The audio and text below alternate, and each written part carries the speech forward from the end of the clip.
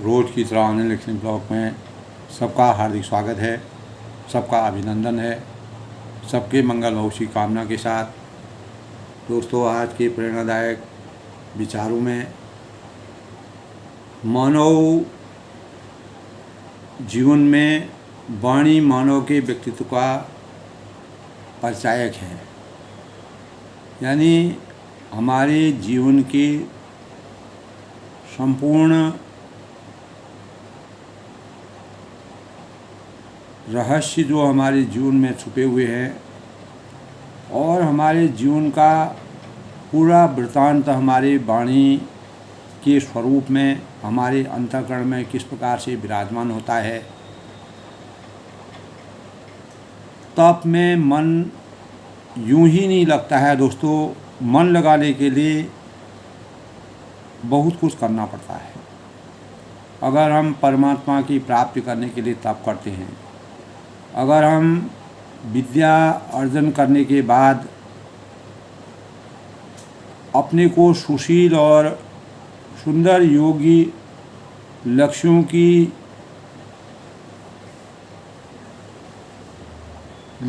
के निर्धारण के अनुसार अपने लक्ष्यों का चयन करने के लिए अपने जीवन को चरितार्थ करना चाहते हैं, तो उसके लिए हमें व्यक्तित्व के परिचय के रूप में वाणी का क्या योगदान है, उसकी वास्तविकता के निखार को समझना पड़ेगा। हम विद्या अर्जन करते हैं, अनेक प्रकार के और भी व्यक्तित्व में अपने कार्य करते हैं। जो भी मानव अपने अपने कर्तव्य के अनुसार अपने अपने कार्यों में निरत लगा रहता है, तो उन कार्यों को करने के साथ साथ उसे अपने जीवन में, अपने व्यक्तित्व के निखार के लिए हमारी अंतर आत्मा की आवाज़ को हमें किस प्रकार से अवतरित करना चाहिए, वही वाणी का स्वरूप लेता है। और जिसके परिणाम स्वरूप हम अनेक प्रकार के जो कार्य करते हैं, चाहे तप करते हैं, कोई कठिन परिश्रम करते हैं, किसी उद्योग में काम करते हैं, हम सेना में काम करते हैं, हम किसान के रूप में काम करते हैं, हम एक सफल विद्यार्थी को बनना चाहते हैं। जो भी जिस चीज़ का जो भी परिक्षेत्र है, खेल जगत में अपना काम करना चाहते हैं, तो किसी भी संसाधनों से हम जुड़े हुए हैं, तो उसमें हमें व्यक्तित्व के सही निखार के लिए वाणी का संयम और वाणी की उदासीनता, वाणी की मिठास को कैसे सामाजिक परिवेश में अपनी जगह बनानी चाहिए, उसी संबंध में मैं आज प्रेरणादायक विचारों के रूप में अपने भाव प्रकट कर रहा हूँ।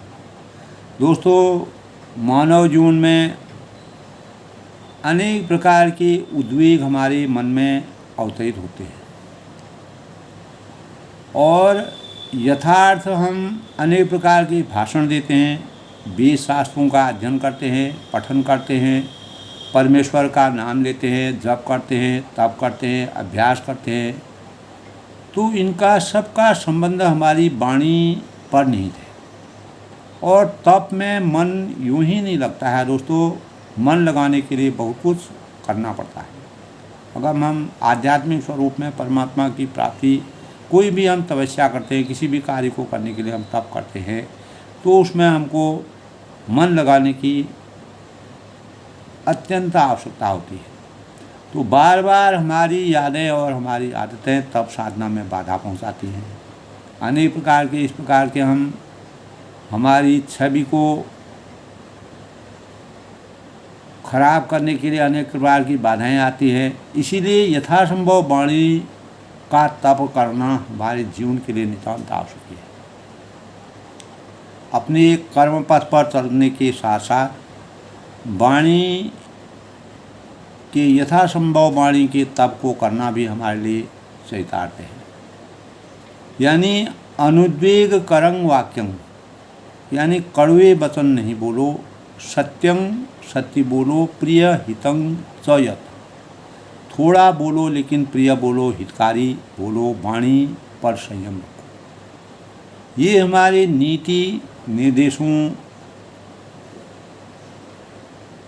की परिचर्चा हमारे सामने आती है, ज्ञान हमारे सामने आता है, अनेक प्रकार के पुस्तकों का हम अध्ययन करते हैं, अनेक प्रकार के साहित्य को पढ़ते हैं, अनेक प्रकार के आध्यात्म को पढ़ते हैं। तो सभी में दोस्तों पढ़ते पढ़ते हम थक जाते हैं, लेकिन वाणी के संयम से जो हमको प्राण ऊर्जा का संरक्षण होता है, वह ऊर्जा अग्रिम तप साधना में सहायक होती है। तो दोस्तों वाणी का प्रयोग भली प्रकार सोच समझ कर करने से ही इसके सत्परिणाम मिलते हैं, अन्यथा गलत वाणी के प्रयोग के दुष्परिणाम भी हमें अपने जीवन में भुगतने पड़ते हैं।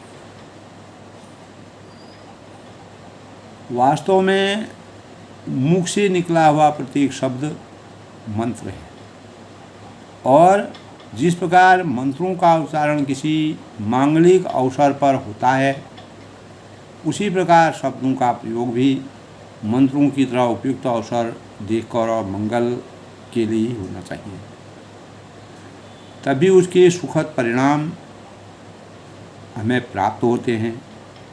असत्य, तिरस्कार युक्त निंदक एवं शांत हुए कलह को पुनः भड़काने वाले वचन कभी नहीं बोलने चाहिए, बल्कि सत्य, मधुर, सुखद और सार्थक वचनों द्वारा जो भी व्यक्ति विशेष है अपने जीवन में पुण्यों का संचय करते हुए, पुण्य तो तीर्थों पर ही जाने पर संभव नहीं होते हैं, बल्कि अनेक प्रकार के पुण्य हमको अपने आचरण से, अपने व्यक्तित्व से, अपने प्रभावशीलता से, अपने आकर्षण में स्वयं ही विद्यमान होने की परमात्मा द्वारा प्रदत्त शक्ति इस प्रकार की विद्यमान हमारे अंतःकरण में विराजमान रहती है। तो दोस्तों वाणी में वह शक्ति है जो ताप है, तीर है और तलवार में भी नहीं होती है। हम तीर मारते हैं, किसी को लगती है, अग्नि का ताप होता है, वह हमको अगर ज़्यादा हम उसके नज़दीक रहेंगे तो हम जल जाएंगे। तलवार अगर हम ज़्यादा उसका प्रयोग करेंगे तो अनेक प्रकार के जन हानि होगी। इसीलिए बुद्धिमान जो पुरुष होते हैं दोस्तों, वो विषम परिस्थितियों में भी किसी प्रकार के अस्त्र शस्त्रों के बगैर मात्र अपनी वाणी के माध्यम से कठिनाइयों और विषमताओं और चुनौतियों भरे जीवन को भी उपकार और सहृदयता में परिवर्तन करने की शक्ति को उजागर करने की प्रेरणा से प्रेरित हो जाते हैं। इसीलिए कम से कम और आवश्यकता पड़ने पर ही अपनी वाणी का प्रयोग करना हमारे जीवन के लिए एक प्रेरणा के रूप में अवतरित होना चाहिए। प्रत्येक नागरिक को, प्रत्येक मानव को जो इस मानव जीवन में अवतरित हुआ है, उसको अपने वाणी के संयम से, बिना किसी प्रकार के अस्त्र शस्त्रों के प्रयोग से सही सोच, सही समझ, दूरदृष्टि और पक्का इरादा हमारे अंतःकरण में विराजमान होगा तो वाणी की शक्ति का हमारे अंतःकरण में स्वयं ही विराजमान हो जाएगी। तो ताप, तीर और तलवार ये हमारे लिए निष्क्रिय हो जाएंगे। हमें इनकी आवश्यकता नहीं पड़ेगी। न किसी प्रकार की आर्थिक चीज़ की ज़रूरत है, न हमको किसी शारीरिक चीज़ की ज़रूरत है, न हमको कोई व्यवस्था की ज़रूरत है। केवल आपको अपने अंतस को हमेशा संयमित रखने से, वाणी का प्रयोग करने से हमारे अस्त्र शस्त्र भी उसके सामने पराजित हो जाते हैं। इसीलिए दोस्तों, बुद्धिमान पुरुष विषय परिस्थितियों में की भाषा की शक्ति को निरर्थक नहीं पवाते। जो बुद्धिमान लोग होते हैं, जो बुद्धिजीवी लोग होते हैं, जो आत्म संयम वाले होते हैं, जो परमात्मा के नज़दीक होते हैं, जो विषय भोगों से दूर रहते हैं, जिनको किसी प्रकार की महत्वाकांक्षा अपेक्षाएं नहीं होती हैं, तो वह अपनी वाणी की वास्तविकता को कभी बर्बाद नहीं करते और हर परिस्थिति में भाषा की शक्ति को निरर्थक नहीं पवाते। इसीलिए कम से कम और आवश्यकता पड़ने पर ही अपनी वाणी का प्रयोग करना चाहिए। वाणी मानव के व्यक्तित्व का इसीलिए सही परिचायक हो सकता है। अंतर के भावों का, अपने अंतर्मन के भावों को की अभिव्यक्ति प्रदान करने का सशक्त माध्यम है दोस्तों हमारी सरल और मधुर वाणी, जो दूसरों को प्रभावित करती है। मधुर वाणी की वजह से ही हम दूसरों को अपनी ओर कुछ भी खर्च न करके, कुछ बिना कुछ दिए बहुत कुछ प्राप्त करने की क्षमता रखते हैं। और इसीलिए विवेक से ही वाणी का प्रयोग करना न्यायोचित है, अपने लिए बहुत ही अच्छा है, सकारात्मक दिशा की सोच है। तो मानव जीवन दोस्तों अनन्य पुण्यों के उदय से मनुष्य की प्राप्ति होती है। इस जीवन के प्रत्येक पल को जीवन का अंतिम पल मानकर जीने से हम ईश्वर प्रदत्त वाणी रूपी उपहार के प्रति सदा सजग रहते हैं और निरर्थक नहीं बोलते हैं। ऐसे शब्द जो स्वयं को और दूसरों को सुख पहुँचाते हों, शीतलता प्रदान करते हो, आनंद की अनुभूति होती हो, सबके हित की बातें हो, किसी प्रकार के तर्क वितर्क से दूरी बनाए हो, उन्हीं का प्रयोग करना हमारे जीवन के लिए आकर्षण का केंद्र बनती है। दोस्तों, किन्हीं परिस्थितियों में अगर हमको अपनी वाणी के संयम के लिए अगर चुप भी रहना पड़ता है तो वह हमारे लिए ज़्यादा श्रेयकर होता है। लौकिक व्यवहार भी उन्हीं व्यक्तियों को सम्मान मिलता है। लौकिक व्यवहार में उन्हीं व्यक्तियों को इस सृष्टि में सम्मान मिलता है जिनका वाणी पर पूर्ण अनुशासन होता है, पूरा नियंत्रण होता है, पूरा कंट्रोल होता है और एक एक शब्द की महत्ता को जानने की उनमें क्षमता होती है। जिस प्रकार शक्कर बाहरी और अंदर दोनों ओर से मीठी होती है, वैसी मनुष्य के हृदय और वाणी में समान रूप से मधुरता होना वांछनीय है, आवश्यकी है, नितांत आवश्यकी है। तभी हमारा व्यवहार परिशुद्ध माना जाएगा। हमारे व्यवहार में, हमारे व्यक्तित्व में, व्यक्तित्व की परिचायक हमारी मानव जीवन की वाणी होने में समर्थवान हो सकती है। दोस्तों, जिस प्रकार शक्कर जो है अंदर और बाहर से मीठा होता है, वैसे ही मनुष्य के हृदय और वाणी में समान रूप से मधुरता, आकर्षण और प्रभावशीलता का व्यवहार हमें शुद्धता के व्यवहार की परिचायक बनाती है। तो कहा जाता है दोस्तों, इस पृथ्वी पर 3 तत्व हैं। पहला जल है, दूसरा अन्न है, तीसरा मधुर वाणी है। अगर हम गूढ़ता के साथ वाणी की वास्तविकता को समझते हैं, मानव को मुँह ये वाणी मीठी बोलिए, ऐसी वाणी बोलिए। कहा गया है कि इस पृथ्वी का 3 रत्न हैं, पहला जल, दूसरा अन्न और तीसरा मधुर वाणी।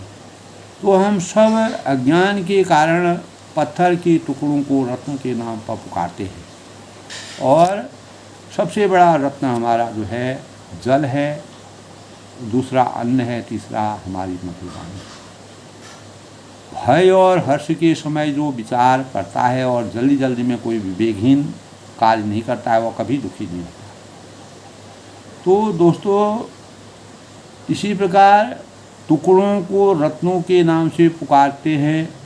घर, परिवार और समाज में शांति स्थापित करने के लिए वाणी पर नियंत्रण अति आवश्यक है। यदि हम उस ओर ध्यान दें तो घर, परिवार, समाज, अपने देश, वसुधैव कुटुम्बकम की पराकाष्ठा में जब हम चले जाते हैं, सर्वे सन्तु सुखिनः सर्वे सन्तु निरामयाः सर्वे भद्राणि पश्यन्तु मा कश्चित् दुःखभाग् भवेत् स्वान्तः सुखाय सर्वजन हिताय सर्वजन सुखाय। तो इन भावों में हमारा घर, परिवार, अपने आसपास के माहौल में हमको स्वर्ग जैसा, अगर हमारी वाणी में मधुरता है तो हमें हर परिवेश में, हर स्थिति में आनंद की अनुभूति का एहसास होता है। वाणी का अनुशासन दोस्तों हमारे आत्मिक विकारों और क्रोध है, मान है, माया है, लोभ को नियंत्रित करता है। और वाणी को की मधुरता के साथ व्यवहार की निष्कपटता भी हमारे अंतःकरण में झलकती है। मर्यादा से बाहर होने पर जिस प्रकार सद्व्यसन भी दुर्व्यसन बन जाते हैं, उसी प्रकार जिस प्रकार विष भी अमृत बन जाता है। भगवान शिव जी ने जब विष का पान किया था, वही उनके शरीर में अमृत में परिवर्तित हो गया। उसी प्रकार अधिक बोलना भी विपत्तियों को निमंत्रण देना है। कम बोलना, संयमित बोलना, मधुर बोलना और किसी बात के वाद परिवार से वंचित रहना, वाणी और कर्म का समन्वय ही सफल जीवन का सबसे बड़ा राजमार्ग है। अनुशासित और मर्यादित वाणी ही मनुष्य की सबसे बड़ी परिचायक है। इसी से हम जीवन के वास्तविक रहस्य को समझ सकते हैं। तो वाणी, मीठी वाणी जीवन के सौंदर्य में निखार देती है, व्यक्तित्व की कमियों को छुपा देती है। यानी मात्र ध्यान इस बात का देना है कि दोस्तों वाणी का मिठासपन किसी प्रकार की प्रलोभनों से, की अपेक्षाओं से वंचित रहते हुए, परे रहते हुए हमारे हृदय में निर्मल भावनाओं का संचार करना और वाणी में एक रूपता अवश्य निखरनी चाहिए। तो वाणी दोस्तों का उपयोग जो है बातचीत और धर्ममत भावों के प्रति हमेशा उदारता, सहानुभूति पूर्ण दृष्टिकोण रखना, यानी आध्यात्म पूर्ण दृष्टिकोण रखने की आवश्यकता है। और वाणी का सर्वोत्तम गुण है दोस्तों कि किसी प्रकार का आक्षेप न हो। यानी वाणी में आध्यात्मिक और भौतिक दोनों का ऐश्वर्य गुण छुपा होना चाहिए, रहस्य छुपा होना चाहिए। और मीठी व मधुर वाणी सबके हृदय के आकर्षण का केंद्र बनाती है, सबको अपने हृदय का आकर्षण का केंद्र बनाती है। वाणी का महत्व मनुष्य के व्यक्तित्व पर झलकता है, गहरा प्रभाव पड़ता है, जिसका हमें ऐसा क्या बोलना चाहिए। और सुनने वाला और खुद सुनने की अपेक्षा जब हम कोई चीज़ बोलते हैं तो जो सुनने वाला है उसका मन नहीं भरता है ऐसी वाणी बोलने से, ताकि वह ये अपने हृदय में इस प्रकार की अपेक्षा रखे कि ये और बोले। तो मीठी वाणी स्पष्ट, आसान और किसी प्रकार के तर्क वितर्कों से रहित होनी चाहिए। कबीरदास जी ने कहा है दोस्तों, यह तन विष की बेलरी गुरु अमृत की खान, शीश दियो जो गुरु मिले तो भी सस्ता जान। सब धरती कागज़ करूं लेखनी, सब सत समुद्र की मत्स्य करूं। यानी सब धरती कागज़ करूं लेखनी, सब वनराज, सब सात समुद्र की मत्स्य करूं गुड़ दिखा न जाए। यानी सात समुद्रों की स्याही बनाने पर भी गुरु के गुण जो हमको वाणी की सही परिदशा को परिमार्जित करने के लिए हमारे ज्ञान को वर्धन करते हैं, ऐसी वाणी बोलिए मन का आपा खोई, और उनको शीतल करे आप उन्हें शीतल हो। तो पोथी पढ़ पढ़ जुगमुआ, पंडित भया न कोई, ढाई अक्षर प्रेम का पढ़े सो पंडित।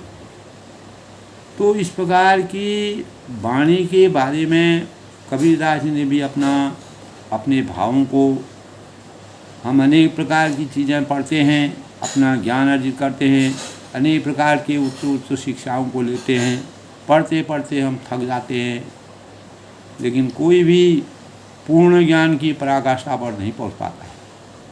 लेकिन प्रेम के आशीर्वाद के रूप में अगर हम केवल ढाई अक्षर से ही परमात्मा का नाम ओम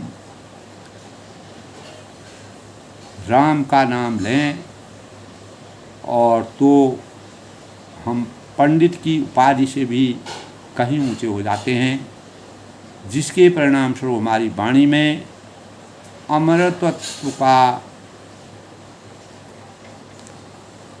आवेश हो जाता है, और हम मन वचन और हमारे कर्मों में, हमारे मन में, वचन में, हमारे जीवन में अपार आनंद की अनुभूति का एहसास होने लगता है।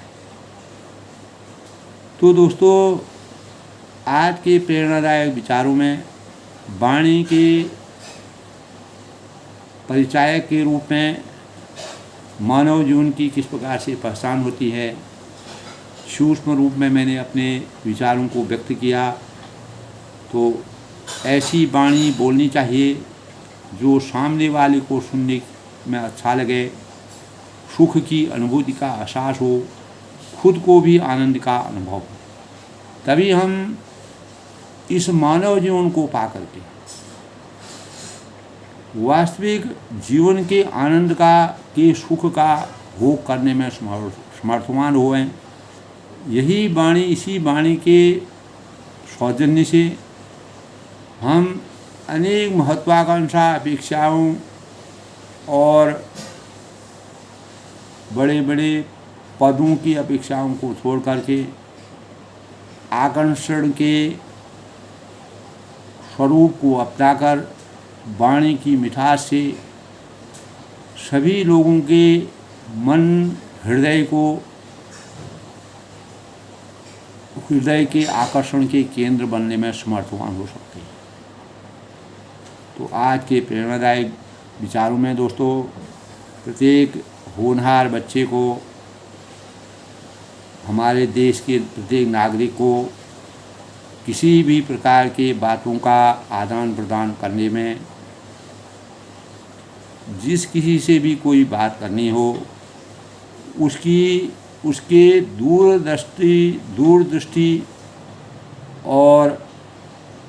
दूरदृष्टि का अवश्य ध्यान रख कर के बातों का, अपनी वाणी का प्रयोग करना चाहिए। अगर हम सरल स्वभाव, श्रेष्ठ वाणी और मिठास वाली वाणी का प्रयोग करेंगे तो हमारे जीवन में अपार आकर्षण, गुरुत्वाकर्षण के समान हमारा जीवन बनेगा, और हर शक्ति, सकारात्मक शक्ति का हमारे जीवन में उदय होगा। और इस प्रकार के व्यक्तित्व का जीवन जो भी मानव अपने जीवन को बनाने का प्रयास करेगा, तो वह निश्चित ही अपने लक्ष्यों को प्राप्त करेगा और हर एक मानव के जीवन के गले का हार बनने में समर्थवान हो सकता है। सब लोग सुखी रहें, प्रसन्न रहें। सभी से ये अपेक्षा है कि दोस्तों वाणी ऐसी बोलिए, मन का आपा खोई, और को शीतल करे, आप उन्हें शीतल हो। सब लोग सुखी रहें, खुश रहें, प्रसन्न रहें।